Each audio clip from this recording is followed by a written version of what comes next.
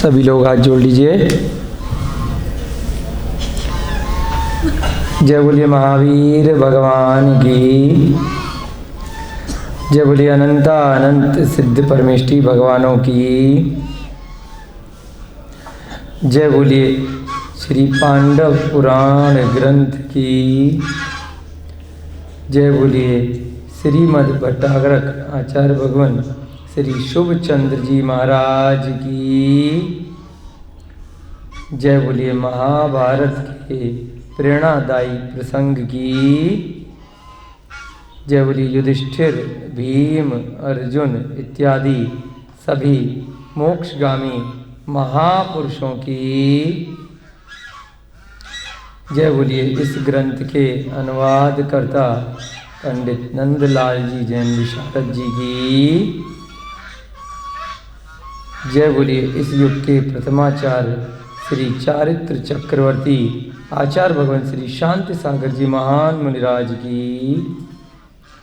जय बोलिए आचार्य भगवान श्री विमल सागर जी महाराज की।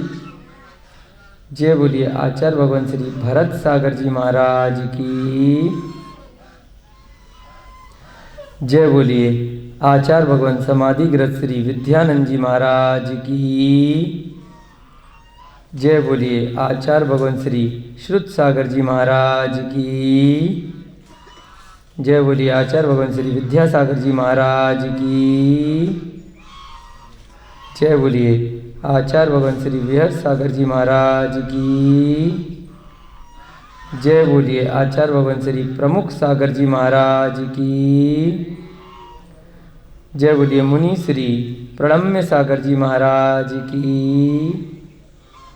जय बोलिए मुनि श्री हनुमान सागर जी महाराज की। जय बोलिए चैतन्यमती माता जी की। जय बोलिए क्षुल्लक श्री ध्यान सागर जी महाराज की। जय बोलिए क्षुल्लक श्री गणेश प्रसाद वर्णी जी की। सभी ज्ञान दानम गुरुकुल के छात्र छात्रागण, अध्यापक अध्यापिकाएं, अभिभावकगण, संस्थानम अवेदानम के सभी स्वयंसेवक, औषध दानम आयुर्वेदिक चिकित्सा केंद्र के सभी कार्यकर्ता, चिकित्सक महोदय, बालक बालिकाएं एवं अन्य सभी अतिथिगण, सभी श्रावक श्रेष्ठी जन, वीडियो के माध्यम से देख रहे सभी पुण्यशाली बंधु, सभी को सादर जय जिनेन्द्र, जयदु जिड़न। बंधुओं, आज एक बार पुनः पुण्य योग से हम सभी अपनी मनुष्य पर्याय को सफल बनाने के हेतु श्री पांडव पुराण नामक यह ग्रंथ, जो वर्तमान में महाभारत के नाम से भी सुप्रसिद्ध है, उसका श्रवण करने के लिए यहाँ सुनपुरा ग्राम की धरा पर एकत्रित हुए हैं। हम सभी के सौभाग्य से ऐसा पुण्य की वेला उन्हें आई है। अभी तक पिछले कई हफ्तों से हम सभी लोग पांडवों की चर्चा सुनने के लिए राजा श्रेणिक के द्वारा जो प्रश्न भगवान महावीर के समोसरण में पूछे गए हैं, श्री शुभचंद्र महाराज ने अपने पूर्वाचार्यों के ज्ञान के आधार से, सुत परंपरा से, इस ग्रंथ की उसी आधार से रचना की है। जैसे जो प्रश्न राजा श्रेणिक ने समोसरण में भगवान महावीर से पूछा है, उसी प्रकार से वर्तमान की दृष्टि से हम लोगों के ज्ञान में, स्मरण शक्ति में जितना आ सकता है, उतना ही इस लघु ग्रंथ में यहाँ पर लेखन का कार्य किया गया है। श्रीमद् भट्टारक शुभचंद आचार्य द्वारा यह ग्रंथ लिखित है और पंडित नंदलाल जी जैन विशारद जी ने बहुत ही सरल हिंदी रूपांतरण इसका वर्तमान की भाषा में हम लोगों के समक्ष किया है। अब तक के 8 अध्यायों में हमने पांडवों के पिछले कुलों का वर्णन जाना, किस प्रकार से प्रथम तीर्थंकर आदिनाथ भगवान के काल से उनके पुत्र भरत चक्रवर्ती के सेनापति जय कुमार के वंश से यह कुरु वंश इस अवसर्पणी काल में प्रारंभ हुआ, जो कौरवों तक चलता रहा और आज भी किसी न किसी रूप में चला आ रहा होगा।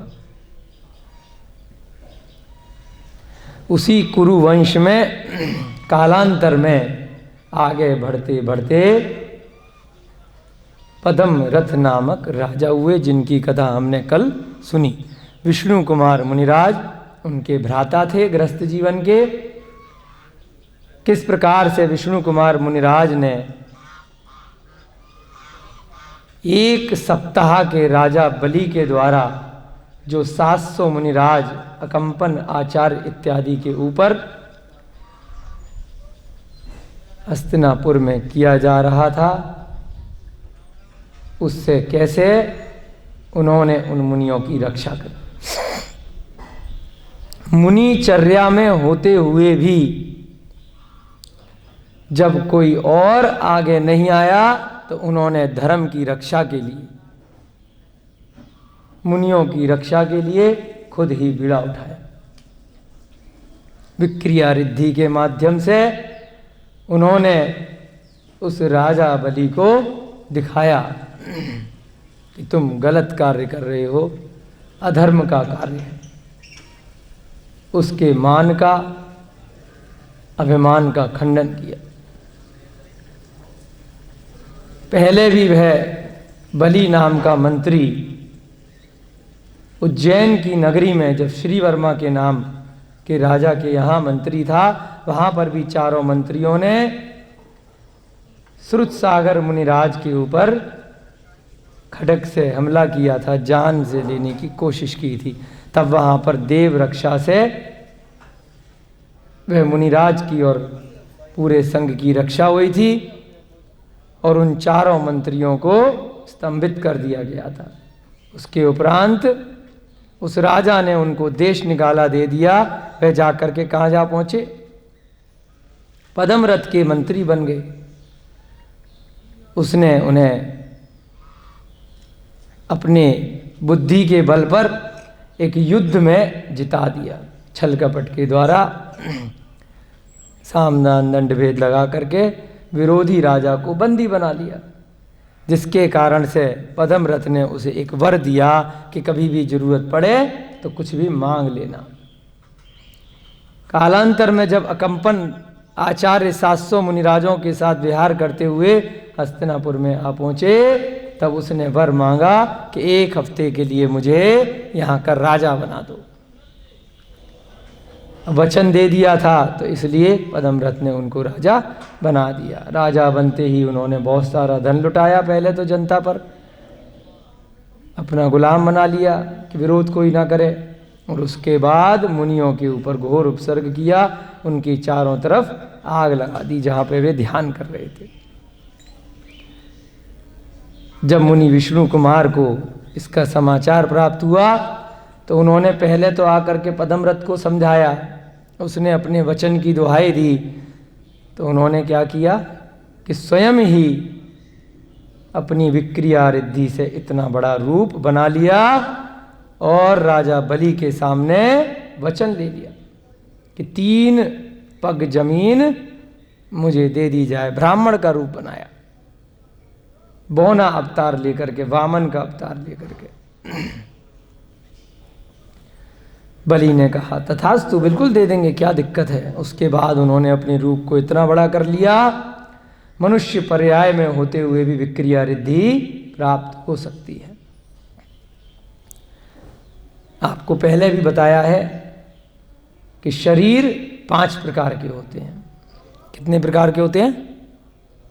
5 प्रकार। बोलो सब लोग, एक एक करके बोलेंगे। कार्मण शरीर, जोर से बोलो। तेजस शरीर, औदारिक शरीर, वैक्रियक शरीर, आहारक शरीर। कार्मण शरीर जो हमारे कर्मों की वर्गणाएं होती हैं, जो 8 प्रकार के कर्म होते हैं, आत्मा से लगे हुए होते हैं। इन कर्मों के कारण ही हमें अलग अलग पर्याय में बार बार जन्म लेना पड़ता है। तेजस शरीर भी उसी कार्मण शरीर के ऊपर लगा होता है, वह भी हमारे इस शरीर के अंदर है, जिसके कारण से हमें शरीर में कांति प्राप्त होती है, और वह तेजस शरीर हमारे भोजन पचाने में सहायक होता है। किसी को कितना भी बढ़िया खिला लो ऊपर ऊपर से, परंतु जिसका जैसा अंदर से पाचन शक्ति होगी वो वैसी ही रहेगी। किसी की गड़बड़ है तो गड़बड़ रहेगी हमारे जैसों की, किसी की कितनी ठीक है और कुछ भी खा लें तब भी ठीक रहेगी। तो किस कारण से होती है? ये तेजस शरीर के कारण से। वो भी दिखाई नहीं देता है, कार्मण शरीर भी दिखाई नहीं देता है, तेजस शरीर भी दिखाई नहीं देता है। औदारिक शरीर जो ऊपर से हम सबके शरीर दिखाई दे रहे हैं, ये कौन सा शरीर है? बोलो। औदारिक शरीर, ये जो हाड़ मांस का, हड्डियां, ऊपर खाल, ये सब क्या है? औदारिक शरीर। एक शरीर होता है वैक्रियक शरीर। बोलो। वो देवताओं को मिलता है और नारकियों को मिलता है जन्म से, और रिद्धियों के माध्यम से जब किसी को तप इत्यादि में, ध्यान में विक्रिया रिद्धि हो जाती है, तब है उसी प्रकार का वैक्रियक शरीर बना सकता है, जैसा कि विष्णु कुमार मुनिराज ने बनाया रिद्धि के माध्यम से। ऐसे ही विद्याधर भी अपना रिद्धि के माध्यम से ही कोई सा भी दूसरा शरीर बना लेते हैं, छोटा कर लेते हैं, बड़ा कर लेते हैं, है ना। तो वो कौन सा शरीर होता है? वैक्रियक शरीर। विक्रिया रिद्धि मनुष्यों इत्यादि को तप इत्यादि के माध्यम से या किसी रिद्धि से प्राप्त होती है, देवताओं और नारकियों को जन्म से रहती है। तो वैक्रियक शरीर सर्दी में, गर्मी में, अग्नि में उसको कोई भी फर्क नहीं पड़ता है, वह मरता नहीं है, कटता नहीं है। औदारिक शरीर, चाकू मार दिया, गोली मार दी तो काम तमाम हो जाएगा। जहर खा लिया, किसी भी तरीके से एक्सीडेंट हो गया, अकाल मरण हो सकता है, वैक्रियक शरीर का नहीं हो सकता। आहारक शरीर, ये भी मुनि महाराजों को रिद्धि से होता है। कभी उनको इस प्रकार की रिद्धि हो गई, आहारक शरीर उनका बन जाता है। उन्हें कोई ध्यान अवस्था में शंका इत्यादि हुई तो उनके शरीर से एक छोटा सा पुतला निकल जाता है, और वह पुतला किसी समूह शरण में तीर्थंकर भगवान के पास या किसी केवली के पास जाकर के शंका का समाधान करके वापस लौट के आ जाता है, और उनके शरीर में पुनः प्रवेश हो जाता है, किसी को नुकसान नहीं पहुंचाता। मानव के रूप में ही एक पुतला निकल करके जाता है, उसे बोलते हैं आहारक शरीर। ये भी ध्यान अवस्था में होता है मुनि महाराजों के। वो बहुत कभी कभी होता है, ऐसी कभी कभी विक्रिया रिद्धि से विष्णु कुमार मुनिराज जैसे परम तपस्वी मुनिराजों को रिद्धि हो जाती है।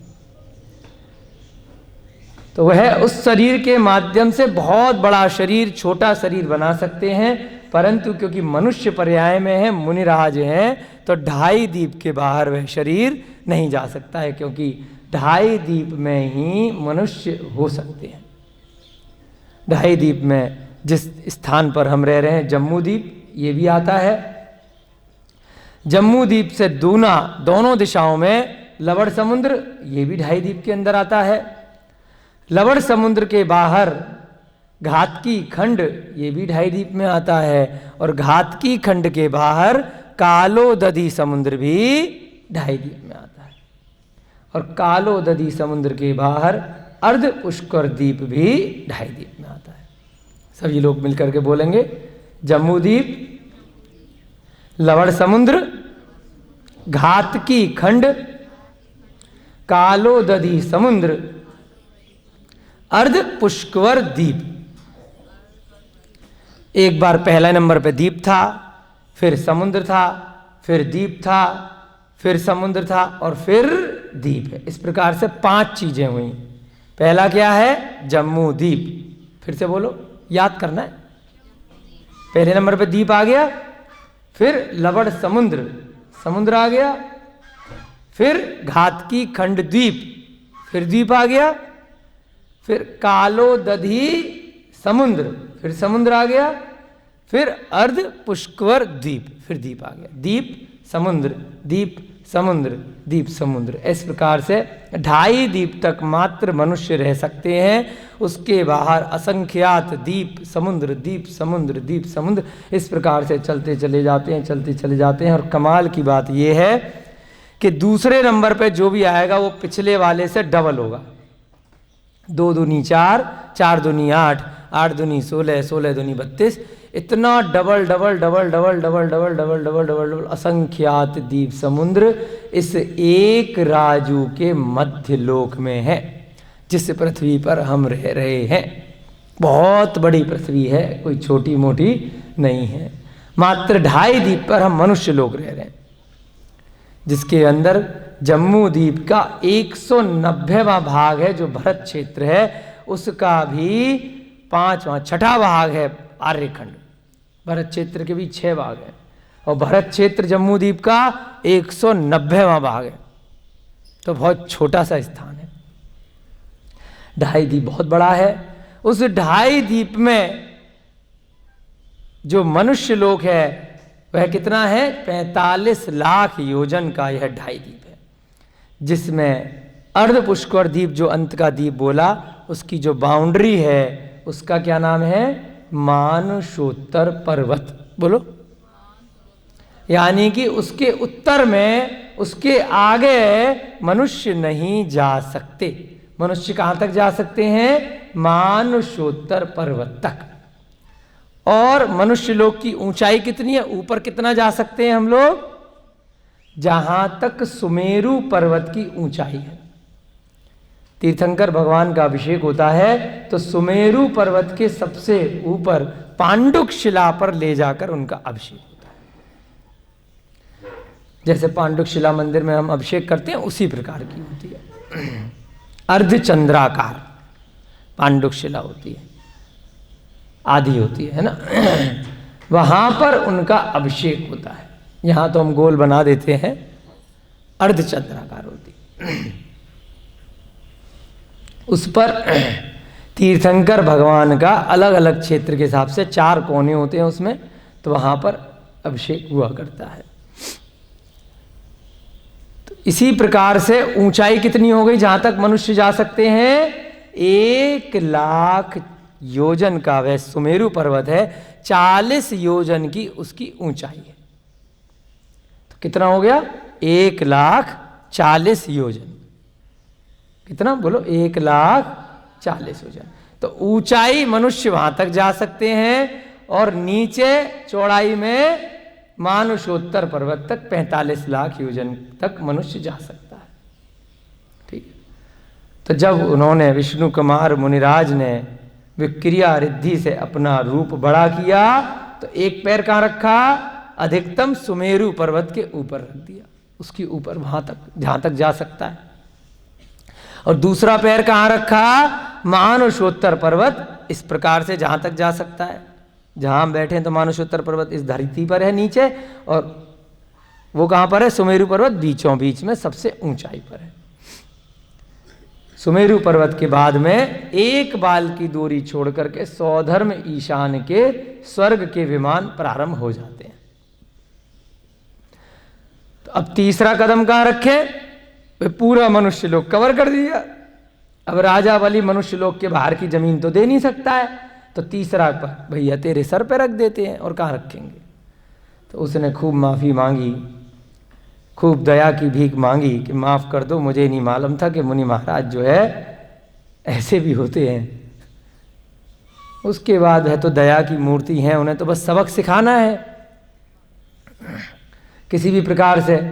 राजी राजी तो गैर राजी, आसानी से नहीं मान रहा था। पहले भी समझाया होगा जब उज्जैन से निकाला था, लेकिन वहाँ पर राजा ने उसको देश से निकाल दिया था। तो यहाँ पर तो मुनिराज है, मुनिराज ने क्या किया, उसको ठीक करने के लिए उसका वध नहीं किया, उसको धर्म का श्रवण कराया, उसको सच्चे धर्म का उपदेश दिया कि कहाँ चक्कर में पड़ रहे हो, क्यों अपनी आत्मा का कल्याण करने की बजाय उसको नीचे की तरफ ढकेल रहे हो। इतनी मुश्किल से मनुष्य गति मिली है, मंत्री बने, राजा बने हो अब, और क्यों अपनी इस गति का फायदा उठाने की बजाय दुर्गति में अपनी आत्मा को ले जा रहे हो।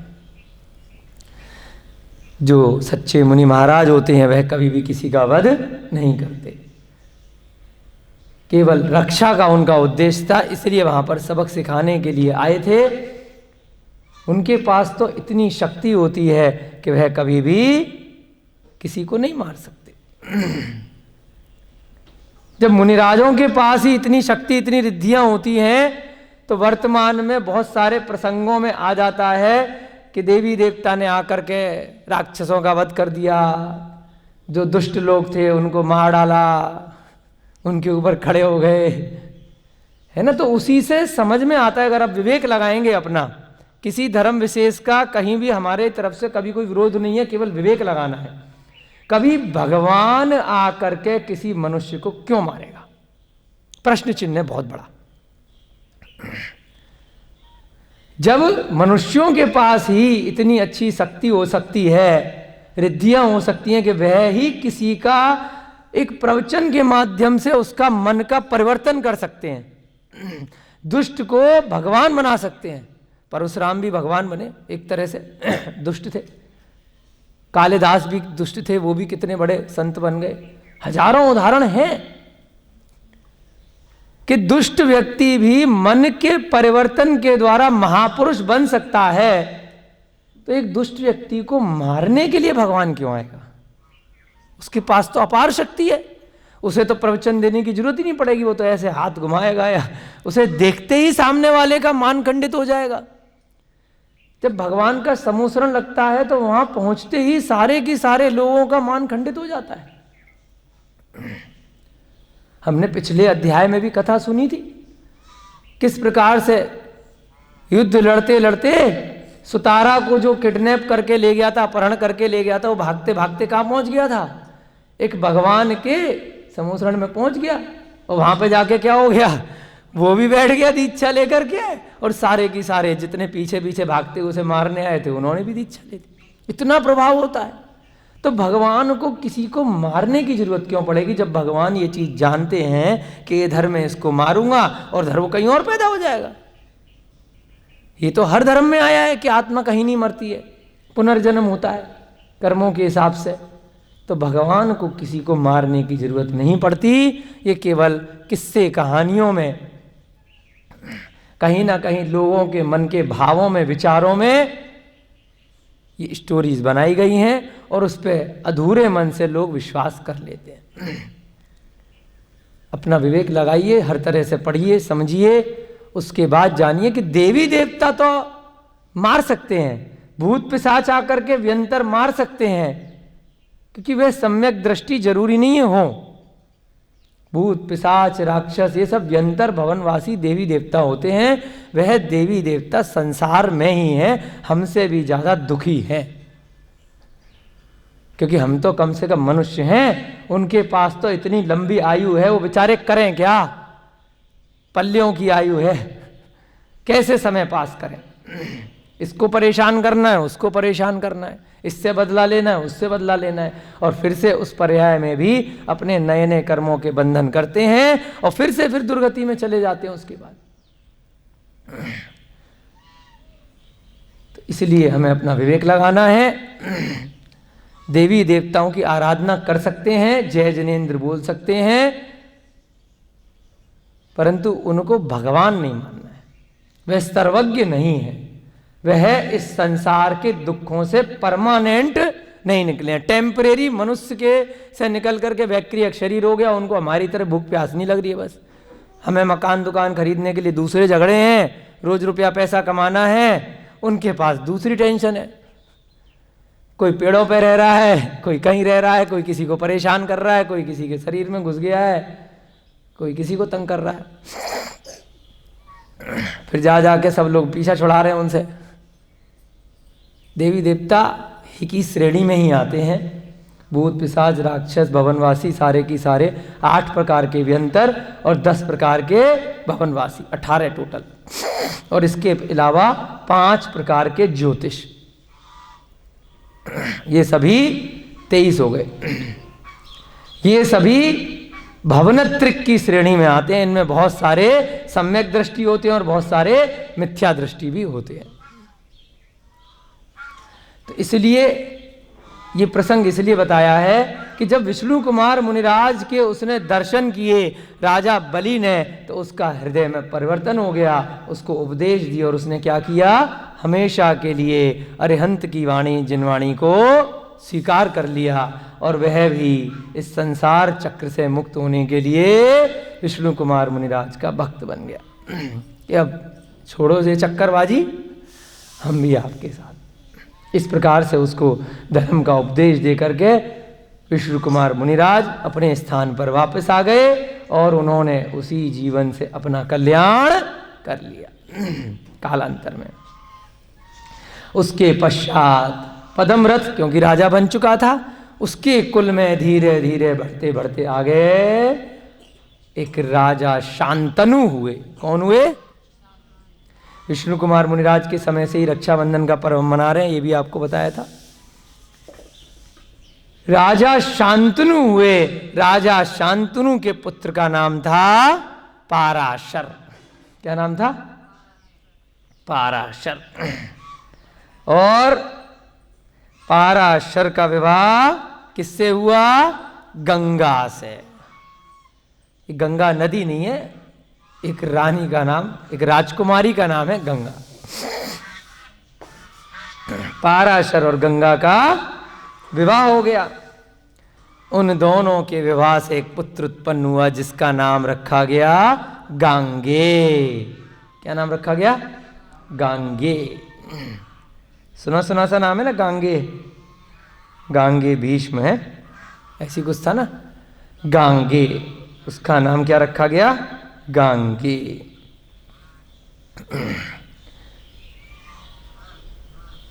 कुछ काल के उपरांत पाराशर ने गांगे को राजा बना दिया, युवराज बना दिया।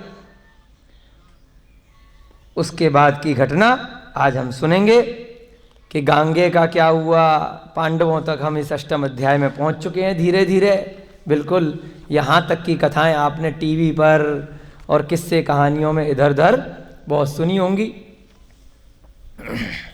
तो उस कहानी का सत्य स्वरूप यहाँ पर भगवान महावीर की वाणी से राजा श्रेणिक के द्वारा जो सुना गया है, उसको हम अब आज से धीरे धीरे आगे बढ़ेंगे महाभारत के प्रसंग में।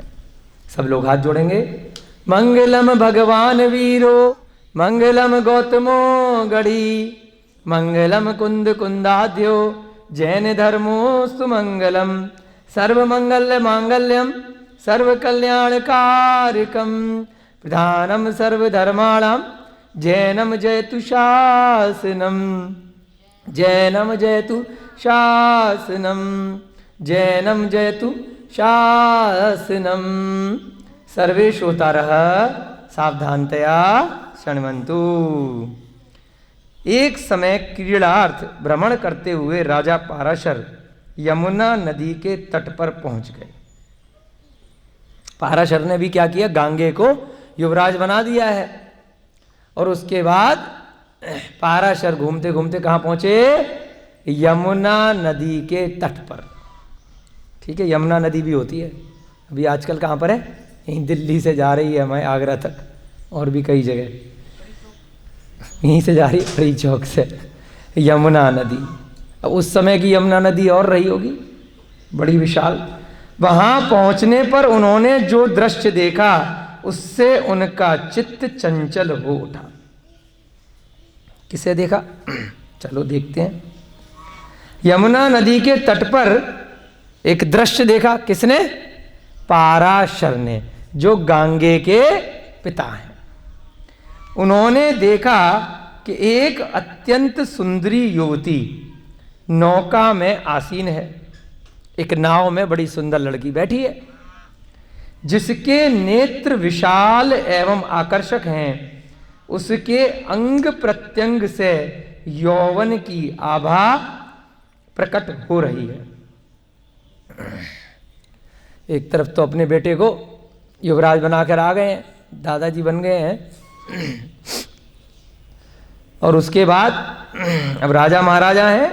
पहले की उम्र बहुत हुआ करती थी, कभी भी दोबारा शादी कर लें, कोई भी पसंद आ जाए, कोई दिक्कत थोड़ी है। अब क्या होता है, 30-40 के बाद आदमी बूढ़ा हो जाता है, अब कितनी शादियां करेगा। पहले हजारों वर्ष की उम्र थी, तो ठीक है भाई, देखते हैं क्या होता है। एक सुंदर युवती उन्हें पसंद आ गई, जिसके नेत्र विशाल एवं आकर्षक हैं। उसके अंग प्रत्यंग से यौवन की आभा प्रकट हो रही है, बड़ी सुंदर लगी, युवा है। उस कन्या को देखते ही राजा उस पर आसक्त हो गया। एकदम देखते ही बड़ी सुंदर लगी, आसक्त माने उस पर थोड़ा अट्रैक्ट हो गया देख करके। साहस पूर्वक उसके निकट पहुंचकर पाराशर ने जिज्ञासा करी। पाराशर ने उससे पूछ लिया, राजा है, पूछ सकता भाई किसी से भी, तुम कौन हो, किसकी पुत्री हो, किसकी बेटी हो, कौन हो बेटा तुम, पूछ लिया राजा ने। युवती ने सरलता से उत्तर दे दिया, मैं इसी नदी के तट पर रहने वाले मल्लाहों के मुखिया की पुत्री हूं।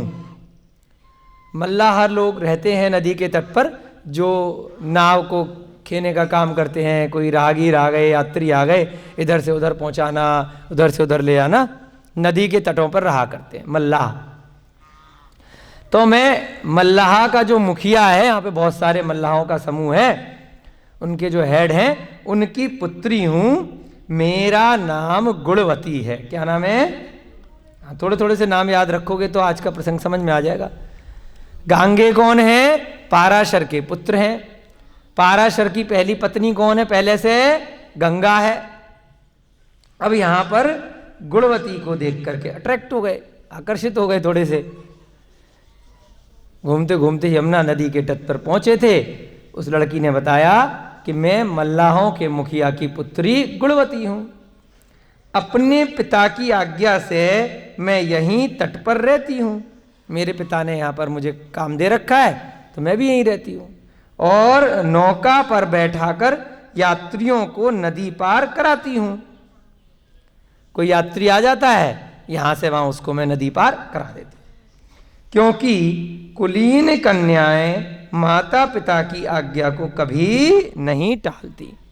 जो अच्छे कुल की कन्याएं होती है, मेरे पिता ने यह शिक्षा दी है कि बेटा मेरी बात मानना, तो मेरे पिता ने जैसा बोला है तो मैं ये काम कर रही हूँ, उनके सहयोग कर रही हूँ। कई बच्चे होते हैं ना, अपने माँ बाप की हेल्प करते हैं, जो काम करते हैं, थोड़े बड़े हो जाते हैं तो ऐसे ही मैं अपने पिता का कार्य में, उनके व्यापार में सहायता कर रही हूँ। नौका से इधर से उधर यात्रियों को ले जाती हूँ। उसके उत्तर से प्रसन्न होकर उसे अपनी भार्या बनाने की इच्छा से राजा पाराशर उसके पिता के समीप जा पहुंचे। अब भाई राजा है, किसी से भी शादी कर ले। भार्या माने क्या होता है, पत्नी। जहां जो पसंद आ जाए, राजकुमारी पसंद आ जाए तो राजकुमारी। अब उसे ये तो कंफर्म हो गया कि भाई इसकी पहले से शादी नहीं हुई है, सुंदर होगी बहुत, तो कहीं की भी हो, क्या दिक्कत है, चलो बात कर लेते हैं इसके पिताजी से। हम तो राजा हैं, वो तो मल्लाह है, 1 मिनट में दे देगा अपनी बेटी, इससे अच्छा रिश्ता उसे कहाँ मिलेगा। पाराशर ने क्या किया, पूछा भाई कहाँ रहते हैं तुम्हारे पिताजी, चलो रिश्ता लेकर के पहुंच गए हैं। फिर क्या हुआ, वहां पर धीवर ने राजा का योग्य स्वागत सत्कार किया। पिता कौन है, धीवर है, मल्लाह। तो भाई राजा जी आए हैं उसकी कुटिया में नदी किनारे, उसने खूब अच्छे से आदर सत्कार किया, जिससे पाराशर अत्यंत आनंदित हुए।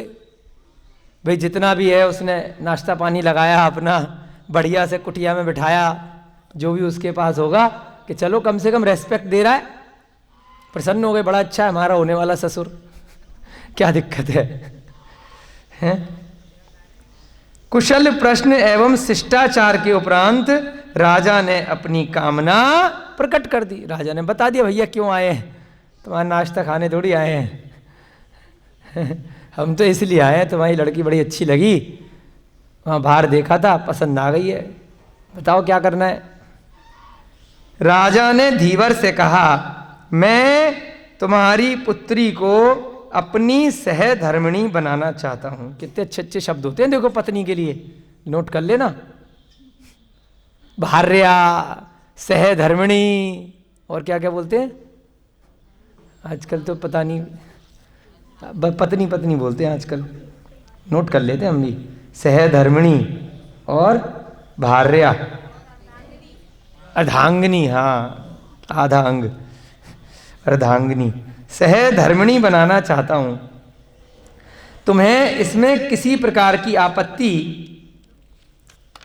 तो नहीं है, बता दो भाई, तुम्हें कोई दिक्कत तो नहीं है, मैं राजा हूं और तुम जाति भी अलग है, सब चीज़ें हैं, तो देख लो, फिर भी मैं संभाल लूँगा, कोई दिक्कत नहीं है, कोई कुछ नहीं कहेगा। तुम्हें कोई आपत्ति हो या तुमने कहीं इसका रिश्ता तय कर रखा हो, कोई ऐसी बात हो तो बता दो। राजा ने धीवर से पूछ लिया। राजा पाराशर की मनोकामना को सुनकर धीवर ने कहा, उसके जो पिता है, किसके, गुणवती नाम है लड़की का, है ना।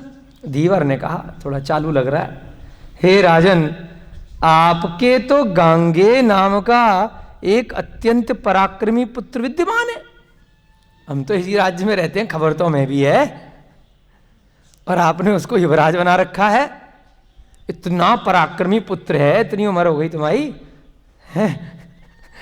पुत्र भी है, पराक्रमी भी है, बड़ा हो गया है।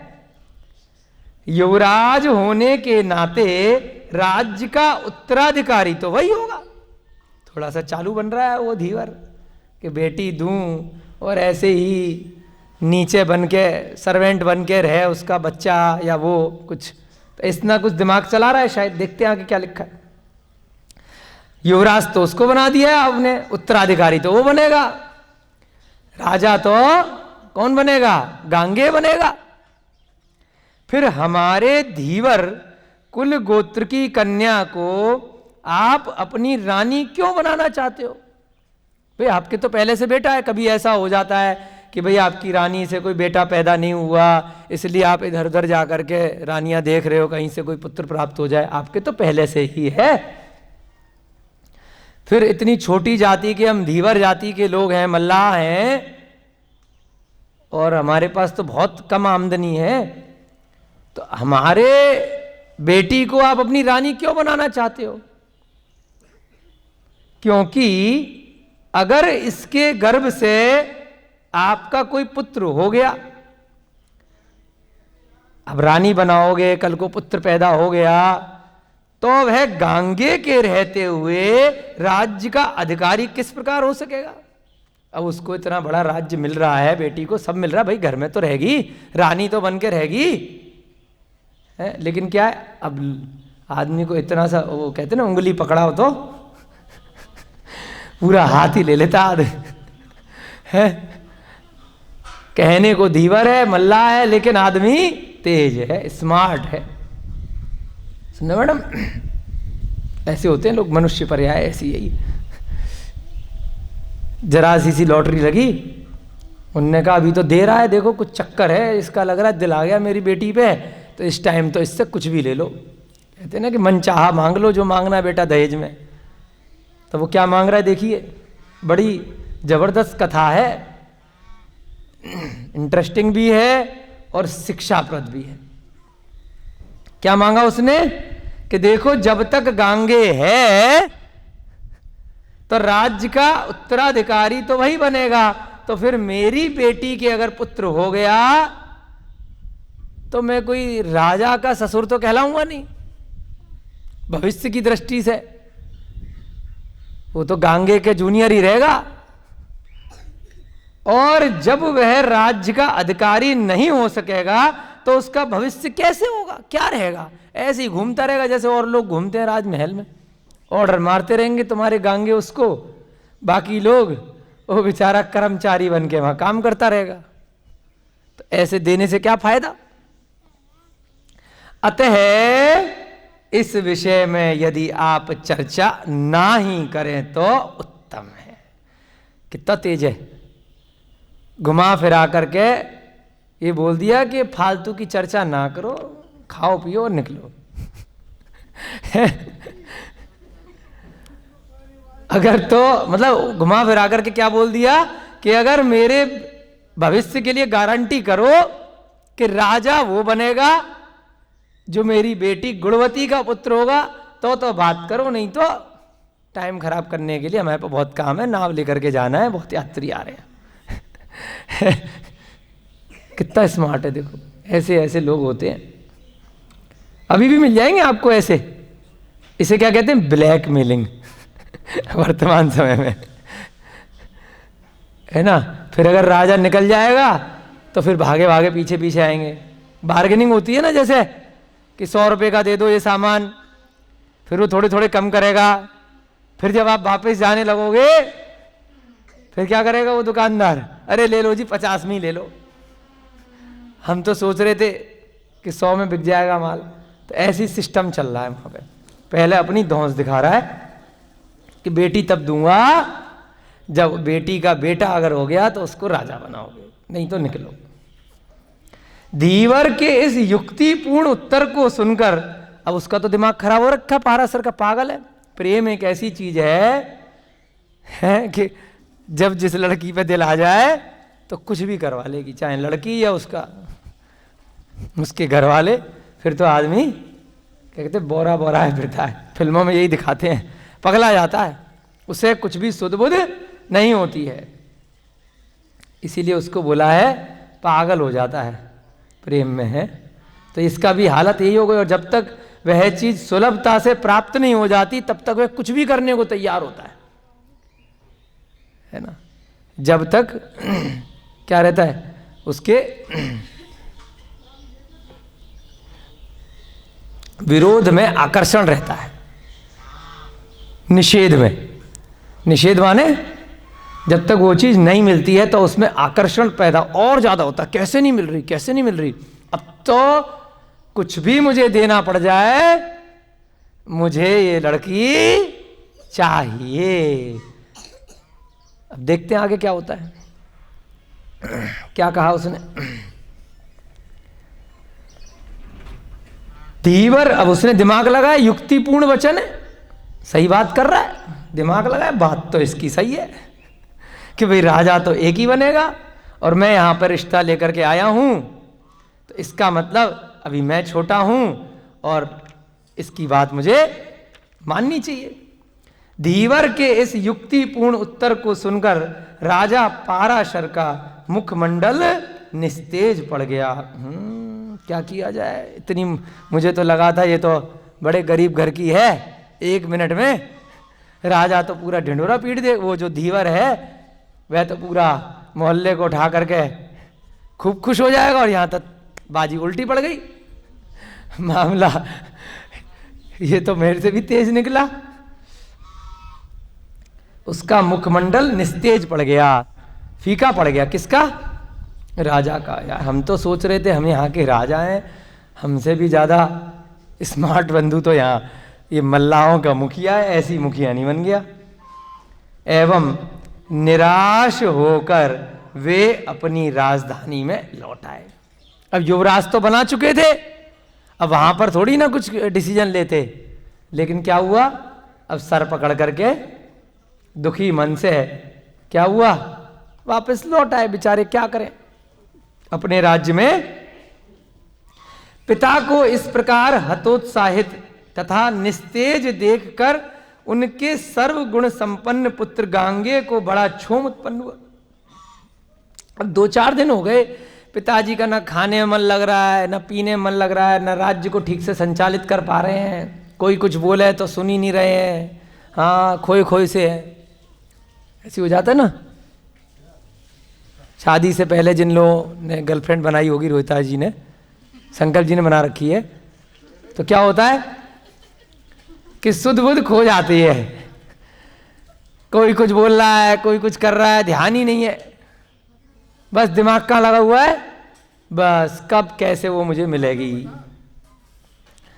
कैसे सामना दंडभेद लगाऊं, क्या युक्ति लगाऊं, किस दोस्त की सहायता लूं, किस मित्र की, पिताजी को, माताजी को कैसे समझाऊं, कैसे प्लानिंग बिठाऊं कि वो मिल जाए। बस सुध बुध खो करके पागल पागल हो जाते हैं।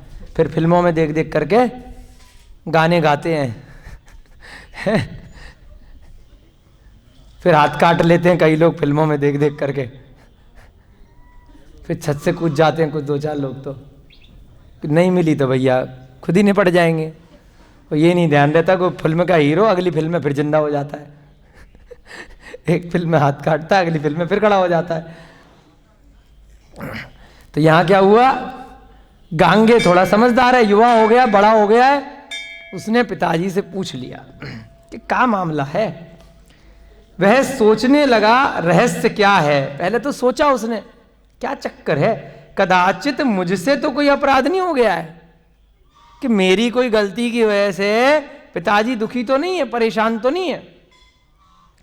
क्या किसी अन्य व्यक्ति ने राज आज्ञा का भंग करने का साहस तो नहीं कर लिया है, वो कुछ कह नहीं पा रहे हो, किसी ने कोई दुष्टता कर दी हो राज्य में, राजा ने कोई आदेश दिया और उसने जबान चलाई हो, है ना, काम नहीं किया हो तो दुखी हो गए हो। कोई अपना घर का होता है तो कह भी नहीं पाते हैं कुछ, राज आज्ञा का किसी ने उल्लंघन तो नहीं कर लिया है। या मेरी स्नेहमयी माता की स्मृति जागृत हो उठी है, या मेरी माता जी जो है गंगा, उनको कुछ ज्यादा ही याद कर रहे हैं, काम धंधे मन नहीं लग रहा है इनका, जबकि वहीं रह रही हैं अभी। क्यों पिता अत्यंत चिंतित से दिख रहे हैं, कई दिन हो गए। ऐसा सोचते विचारते हुए जब वह किसी निश्चय पे नहीं पहुंच सके, अब समझ में ही नहीं आ रहा है, अपना दिमाग इधर उधर दौड़ा रहे हैं, तब उसने वयोवृद्ध मंत्री से इस विषय में जिज्ञासा करी। मंत्री जी को बुलाया, बूढ़े मंत्री हैं जो हमेशा राजा के पीए बन के रहते हैं, हर जगह जाते हैं, राजा कहीं अकेला तो जाता नहीं है। उनने किसको पकड़ा कि पक्का राजा के साथ 24 घंटे यही मंत्री साहब रहते हैं, वयोवृद्ध हैं, सबसे पुराने इनके खास आदमी हैं, इनको सब मामला पता होगा। अब राजा से पूछूंगा, पिताजी हैं, बताएं ना बताएं, ऐसी कोई ऐसी मन की बात हो, तो किससे पूछ लिया, मंत्री से पूछ लिया। एवं उसके मुख से समस्त वृतांत सुनकर शीघ्र ही धीवर के निवास पर जा पहुंचे। कौन, गांगे। मंत्री ने बता दिया कि बेटा ऐसे ऐसे गए थे कुछ दिन पहले, वहां पर एक लड़की तुम्हारे पिताजी को पसंद आ गई थी, उसके पिताजी ने रिश्ते को करने से मना कर दिया, और उसने ये शर्तें रखी थी कि जब पहले से तुम हो तो राजा तो तुम बनोगे। अब पिता का पुत्र है, और पहले के प्रसंग में आ चुका है कि चारण रिद्धिधारी मुनिराज के दर्शन किए थे गांगे ने, उसको वैराग्य हो गया था, दीक्षा नहीं ली थी, लेकिन धर्म के साथ में वो रह रहा था, अंदर से उसको वैराग्य, तो उसको तो कोई राज्य में ज्यादा लोभ है नहीं। ये प्रसंग आपने ध्यान है ना, कल सुनाया था कि गांगे को अंतरंग से वैराग्य उत्पन्न हो चुका है, उसको ज्यादा राज्य में कोई लोभ नहीं है, केवल एक ड्यूटी समझ के अगर युवराज बना दिया है, जब तक कोई योग्य व्यक्ति नहीं आएगा तब तक मैं राज्य को संभाल लूंगा, कोई दिक्कत थोड़ी है। ऐसे ही गृहस्थ में रह करके बहुत सारे लोग धर्म के साथ रहते हैं, संतोषप्रद होकर के, उनको कभी भी कोई दुख नहीं आते हैं, वो मानते ही नहीं है कि मेरा है मेरा है मेरा है, चक्करबाजी में पड़ते ही नहीं है ज्यादा। तो गांगे को क्या दिक्कत थी, वो सीधे धीवर के पास जा पहुंचा और क्या कहा, वहां जाकर उसने धीवर से कहा, देखो मेरे पिता राजा पाराशर को दुखित कर आपने उचित कार्य नहीं किया है। सीधे वार्निंग दे डाली कि देखिए पाराशर जी, मेरे पिताजी आपके पास कुछ बात लेकर के आए थे और आपने उनको वापस लौटा दिया, ये अच्छी बात नहीं है। समझ रहे बेटा? समझा दिया उसको, धीवर को, शब्दों में। गांगे के उद्गार सुनकर धीवर ने उत्तर दिया, वो तो पहले से ही तेज है, जब राजा को लौटा सकता है तो तुम किस खेत की मूली हो, तुम तो अभी राजा हो भी नहीं बेटा। हे कुमार, मेरे अस्वीकार कर देने का एक विशेष कारण है। उसको भी एक्सप्लेन कर रहा है कि देखो मैंने उस रिश्ते को मना इसलिए कर दिया क्योंकि उसका कारण है। वह यह है कि जो मनुष्य अपनी कन्या को उसके सौत के पुत्र का माता बनने के लिए किसी को सौंपता है, वह मानो अपनी कन्या को बलात् कुएं में ढकेलता है। अब ये क्या बात हुई? बड़े ध्यान से सुनना इस लाइन को। क्या कहा? एक रहस्य की बात बता रहा है। किसको? गांगे को। जो मनुष्य अपनी कन्या को उसके सौत के पुत्र का माता बनने के लिए किसी को सौंपता है, वह मानो अपनी कन्या को बलात् कुएं में ढकेलता है। सौतन कौन होती है? राजा की दो पत्नियां हैं, तो दोनों पत्नियां सौतन हो गई। हाँ, एक दूसरे की सौतन हो गई। जो मनुष्य अपनी कन्या को उसके सौत की पुत्र की माता बनने के लिए सौंप रहा है, पहली पत्नी का पुत्र है, उसकी माता बनने के लिए सौंप रहा है, वह मानो अपनी कन्या को बलात् कुएं में ढकेल रहा है कि भाई तुम पहले से पुत्र हो, अब तुम भी उसकी माता, मेरी पुत्री माता बन जाएगी। तो एक तरह से पहले से उसकी शादी हो रखी है, वो कुएं में डाल रहा है, पहले से शादी हो रखी है। जिस राजा के आप सदृश सर्वगुण संपन्न वीर एवं श्रेष्ठ पुत्र पहले से विद्यमान है, तब आप ही सोचो उनसे अपनी कन्या का भला कोई विवाह कैसे कर सकता है। या तो आप में कोई कमी होती, दिक्कत होती है ना, कम पराक्रमी होते तो उम्मीद रहती कि मेरी कन्या का जो पुत्र होगा वह आगे धीर वीर बनेगा। तो इसलिए कोई फायदा नहीं है। इस कन्या से जो पुत्र होगा काल क्रम से उसकी क्या अवस्था होगी, तुम खुद सोच लो। तुम्हारे सामने तो वो टिकेगा नहीं, है ना।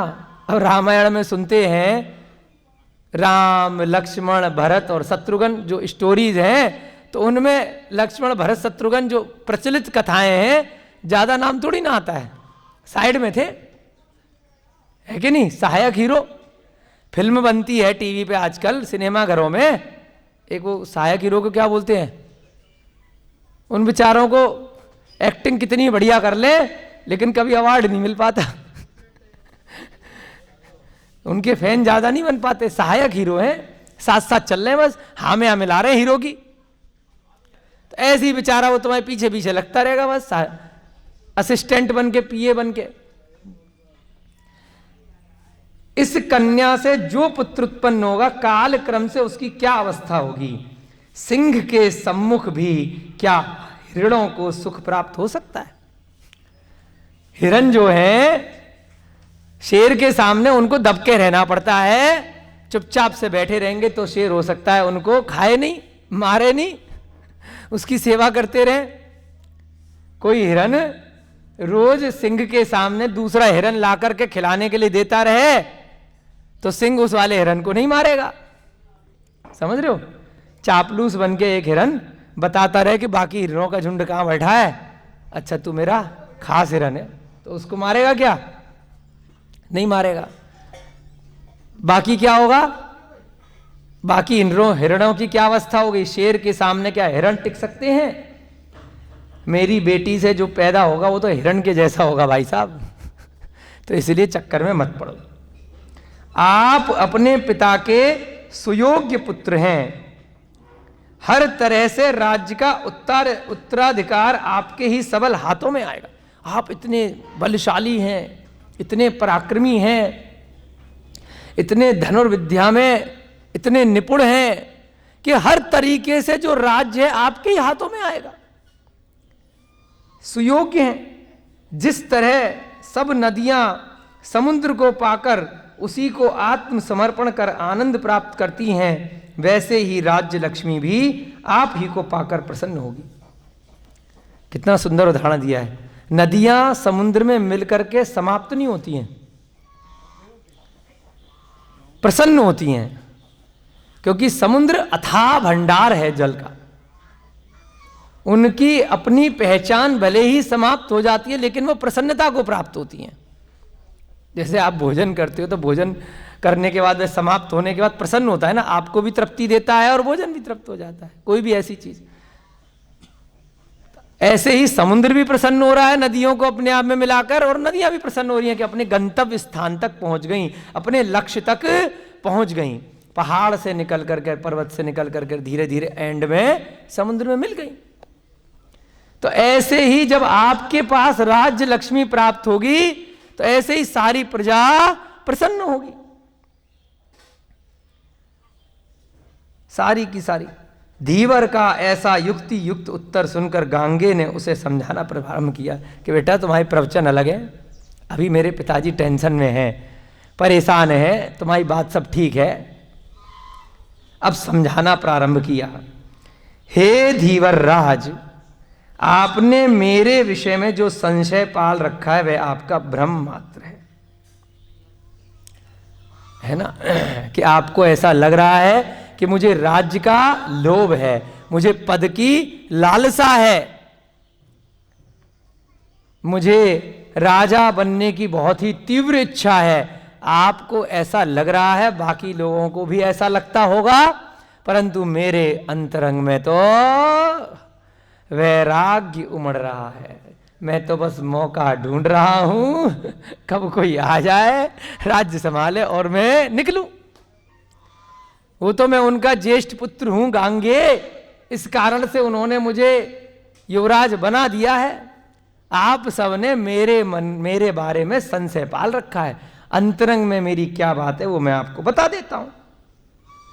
मैं किसी साधारण कुल में नहीं, वरन उत्तम कुरु कुल में उत्पन्न हुआ हूं, कुरु वंश में उत्पन्न हुआ हूं, जो जय कुमार के समय से चला आ रहा है। शांतिनाथ, कुंथुनाथ, अरयनाथ, पदमरथ जैसे राजाओं का कुल है, हल्के में मत ले लेना।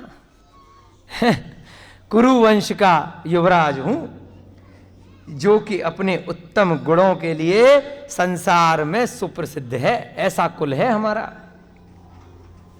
आप विश्वास रखें कि मेरे कारण आपकी दौहित्र को किसी प्रकार की हानि नहीं उठानी पड़ेगी। मेरी वजह से आपकी बेटी को, उसके पुत्र को कोई हानि नहीं होगी। एवं आपकी कन्या गुणवती को मैं अपनी माता से भी श्रेष्ठ समझकर उनका आनंद, उनका आदर करूंगा। जो मेरी अपनी माता है गंगा, उससे भी श्रेष्ठ पद दूंगा आपकी पुत्री गुणवती को। किसने वचन दे दिया? गांगे ने। आपके समक्ष भुजा उठाकर मैं प्रतिज्ञा करता हूं। ऐसे करके करते ना, भुजा भुजा या ऐसे करके। अब उसके पास कोई जल वल तो है नहीं, कोई दीपक है नहीं, तो एक प्रतिज्ञा कर ली उसने। ऐसे करके करते हैं कोई लोग, ऐसे करके करते हैं। आपके समक्ष मैं अपनी भुजा उठा करके प्रतिज्ञा करता हूं कि राज्य का अधिकार आपकी पुत्री के पुत्र को ही प्राप्त होगा। राजा ने मुझे युवराज बनाया है, वो उनकी प्रॉब्लम है ना, लेकिन मैं आपको वचन देता हूं। क्या वचन देता हूं? कि आपकी लड़की का जो लड़का होगा वो यहाँ का युवराज बनेगा, हस्तिनापुर का राजा वो बनेगा। मुझे इस राज्य में कोई दिलचस्पी नहीं है, मुझे तो मेरे पिता का दुख नहीं देखा जा रहा। ऐसे होते हैं पुत्र, ऐसे ही थोड़ी गांगे नाम पड़ गया उनका, इतने प्रसिद्ध हैं। मैं उसके लिए कदापि इच्छा या चेष्टा नहीं करूंगा। मुझे न तो कभी इच्छा थी राज्य की और ना कभी भूतो न भविष्यति, ना कभी होगी।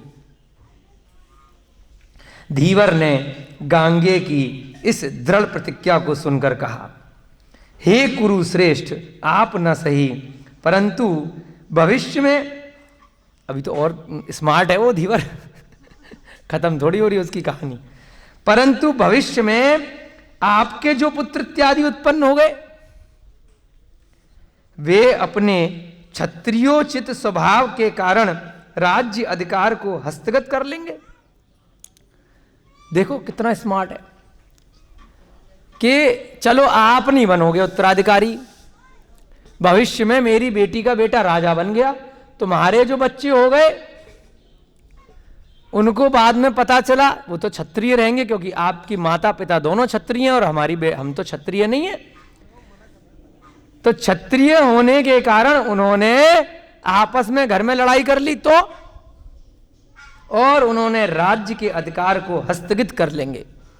वो मेरी बेटी के बेटे से और तुम्हारा कल को बेटा हो जाएगा, दोनों बराबर के होंगे, क्योंकि तुम्हारी उम्र तो युवा की हो गई, अभी तो वो पैदा, अभी तो शादी नहीं हुई है उसकी, तो बच्चा कहां से हुआ है तो वो कब पैदा होगा, कब बड़ा होगा, तुम्हारे बच्चे फिर उससे बड़े हो जाएंगे, वो फिर उसको ठोका पीटी कर देंगे, धमका के रखेंगे, फिर क्या कर लोगे, क्योंकि तुम्हारे बच्चे मेरी बेटी के बच्चों से बड़े होंगे। समझ रहे हो लॉजिक?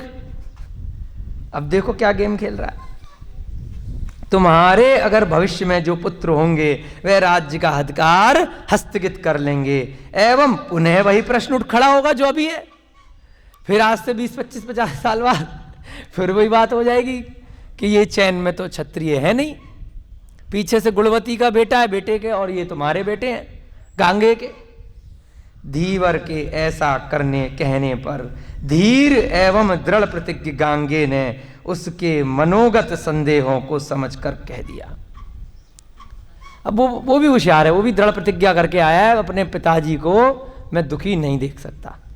लो तुम्हारे इस संदेह को भी मैं निर्मूल किए देता हूं, जड़ से समाप्त कर देता हूं। गगन में विहार कर रहे सिद्ध, गंधर्व एवं विद्याधर, सबको ललकार दिया वहीं से खड़ा होकर के जोर से।